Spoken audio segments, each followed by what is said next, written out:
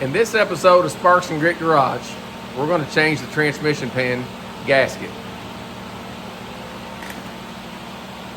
In this episode of Sparks and Grit Garage, we're going to change the transmission pan filter.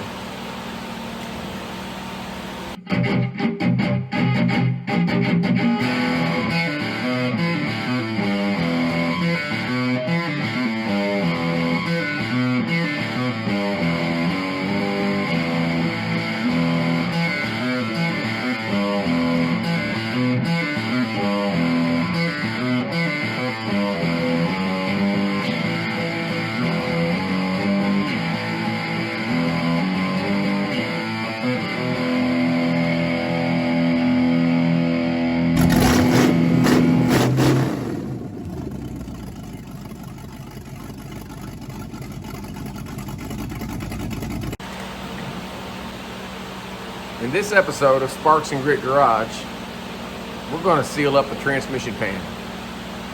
I don't know if we're going to reseal the gasket that's on there or make a new gasket or buy a gasket.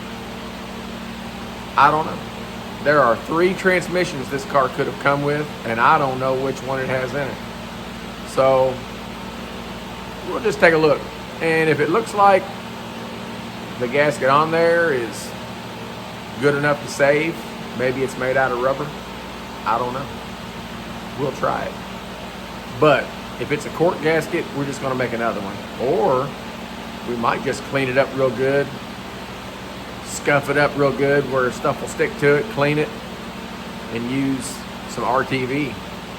Folks, I think we're just going to figure it out as we go. Come on with me and let's get started.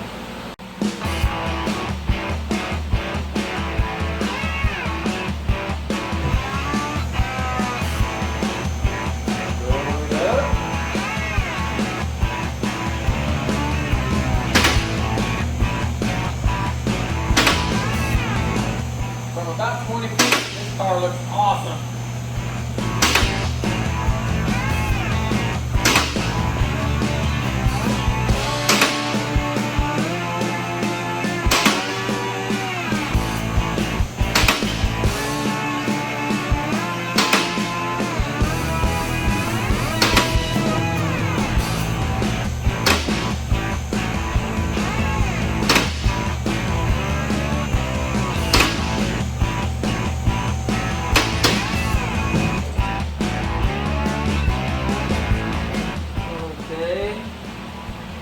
Spark plug that I dropped. So I found that, recovered it. Now I'm gonna, before I get started, I'm just gonna sweep up all these valve stem seal parts, pieces, vapor, whatever you want to call it, what's left of the valve stem seals that were gone. So sweep all that up, clean it up so I'm not tracking it all over the shop. All right.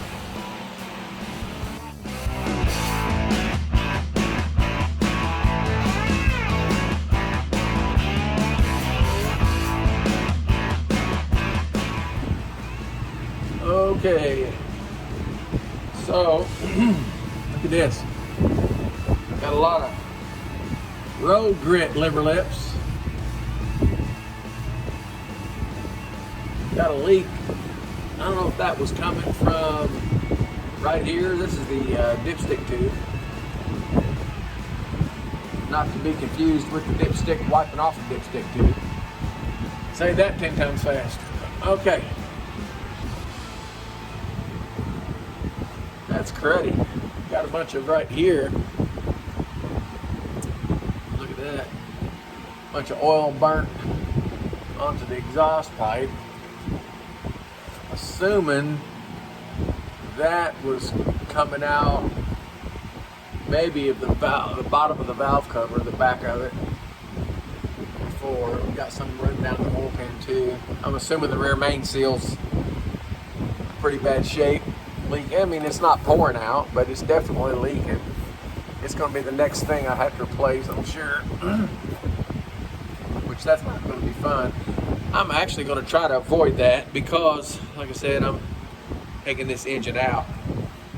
that'd be the time to do it, because this has that torque tube that the drive shaft's in. You gotta take all that mess out to get the transmission out. I just hope it'll last me until I get the gas conversion done. But we'll see. We'll cross that bridge if we get to it sooner. Alright, I'm gonna raise my drain pan up here a little bit.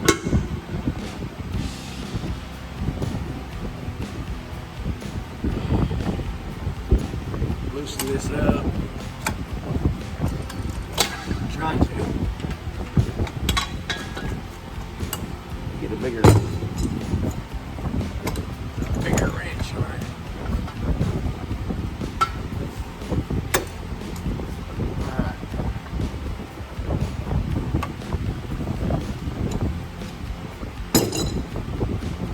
Let's see.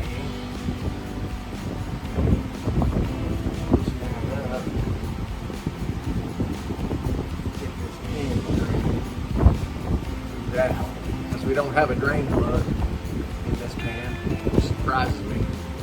All the cool stuff Rambler did with this car. Like I said, this car, being an AMC, could have had 3 different transmissions in it. And I don't yet know which one this is just by looking at it. So that's one thing I do want to find out. But that's actually the next best thing to a drain plug, is having that dipstick tube screw in the side right there, where you can just unscrew it, drain the fluid. Definitely better than having to. What we normally do is we'll loosen up all the bolts in the pan and take them all out on 3 sides, except for one, and then loosen that one up a little bit, stick a pry bar in there, pop it, and let the pan just kind of tilt down on one side, and let the fluid drain out, and then just keep loosening the last row of bolts on the 4th side until it keeps rocking down, until it gets as much out as you can, until you just got to take the bolts all the way out, and then you just carefully pull it out and dump it. But having a drain plug or having this set up is definitely an improvement on that. This down a little bit.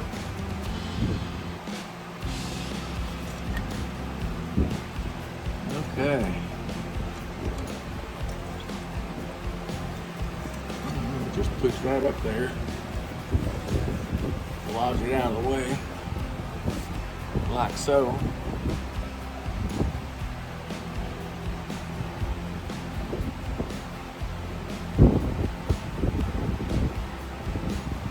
Fluid looks really clean,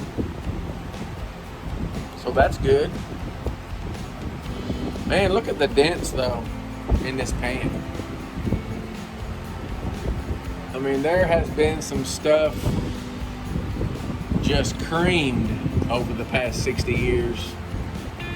I don't know if that's possum skulls or bricks, rocks, whatever. The oil pan's beat up too.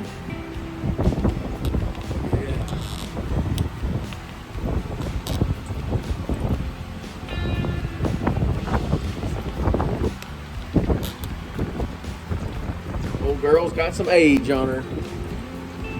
Some stories to tell for sure.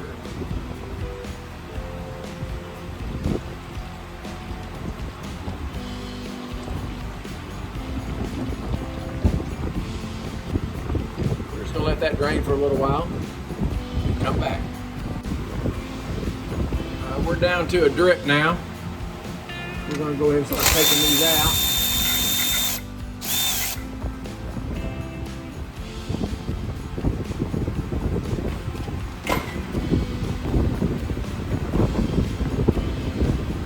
Magnetic tray here.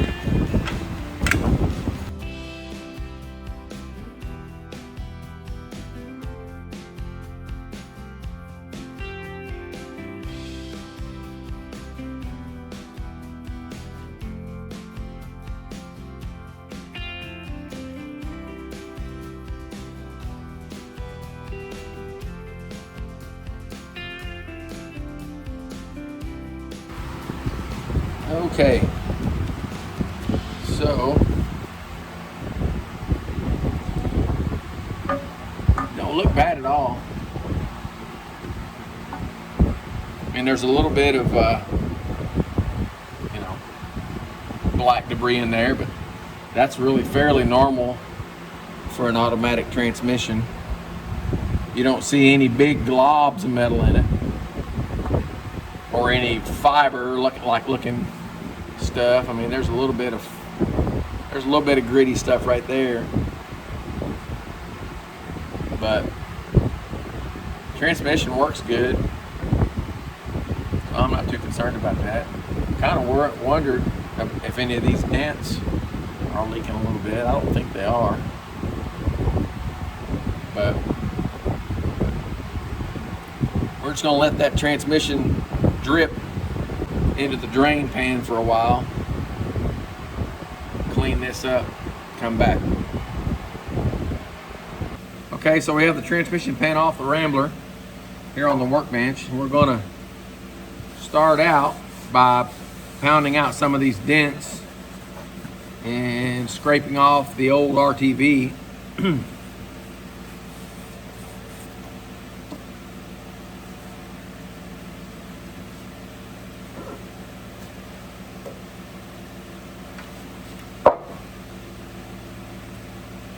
Wipe out some of this grit and grime. I noticed there's a spot for a magnet right there, but there's no magnet in it. So you can see here where somebody has hammered on some of those dents already, but they used the wrong kind of hammer. So we're going to see if we can do a little bit better job of that. Try to get those worked out a little bit better. Don't have to be perfect. Don't even have to fix them, honestly. I'm just going to try to get them a little bit better just because I have it out. Why not?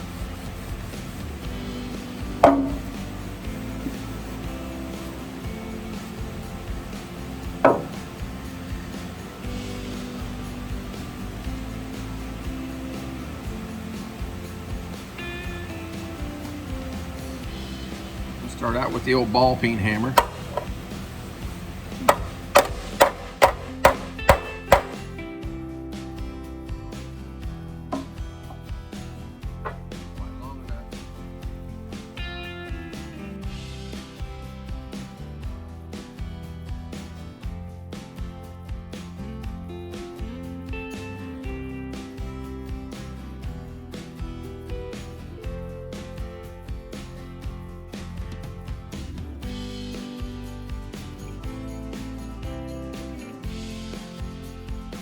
All right, the pan has been abraded. It's been edge primed, painted. It's hanging up to dry right now. I went ahead and took some 60 grit emery cloth and scuffed up the rail on the bottom of the transmission where the pan bolts on. So right now I've got the pan hanging up to dry. It's still a little tacky. So we're gonna let that dry for a little while longer, and then I'm gonna come back, put some RTV on there, pop it back up on there. All right, going good.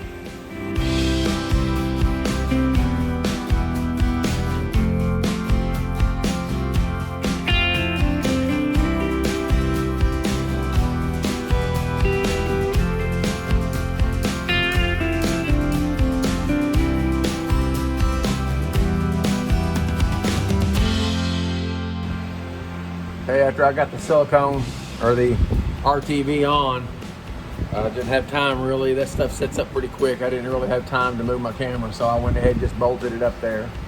Now I'm going to put the dipstick tube in.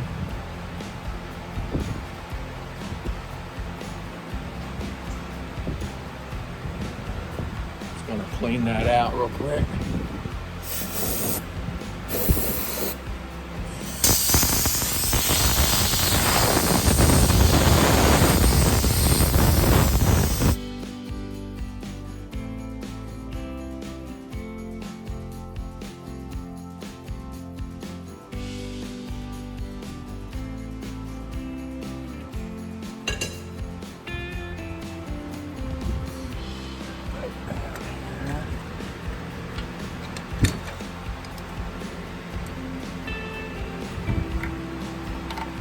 on this here, as you can see, there's a little bit of RTV on there. And the reason that's there is because this was leaking a little bit. That's actually a tapered flange fitting on there. And it was leaking a little and it was really tight. So I put some of that RTV down inside that lip of that flange and let it set up. And now I'm just gonna tighten it up. Hopefully that'll act like somewhat of an O-ring.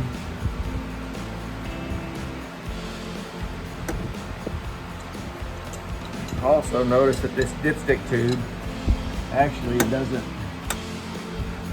have a strap on it up top, which it should have to hold it still. So I'm going to have to do something about that.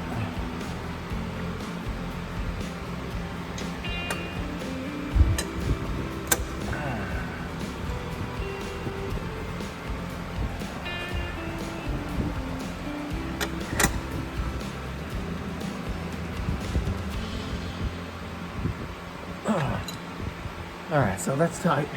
All right, we should be able to go up top and put transmission fluid in it.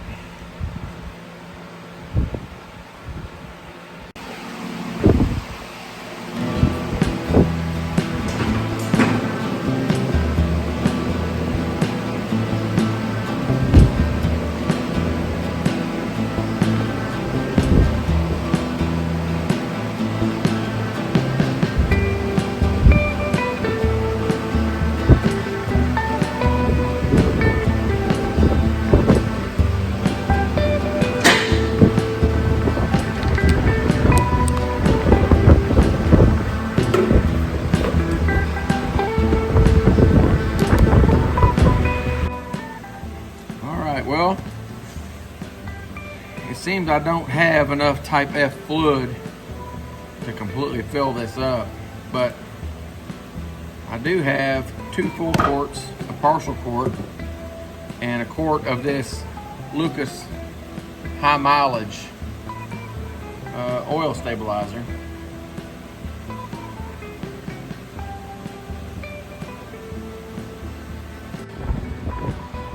I'm going to add the transmission fluid now. I'm not really sure how much I need to put in there, so I'm just going to start with 4 quarts.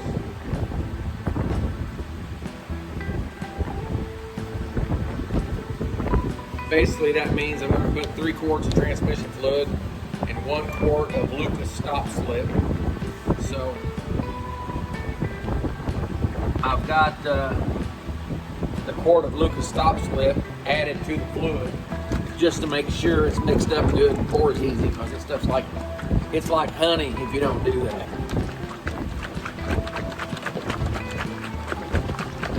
This was a partial gallon jug of Dexron 3 and 4 compatible fluid.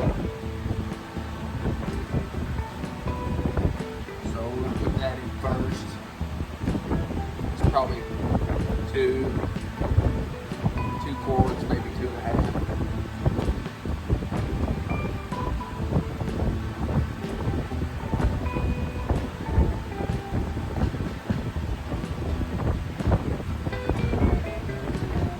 As you can probably see there too, I'm putting a quart of high mileage oil stabilizer in the engine oil too.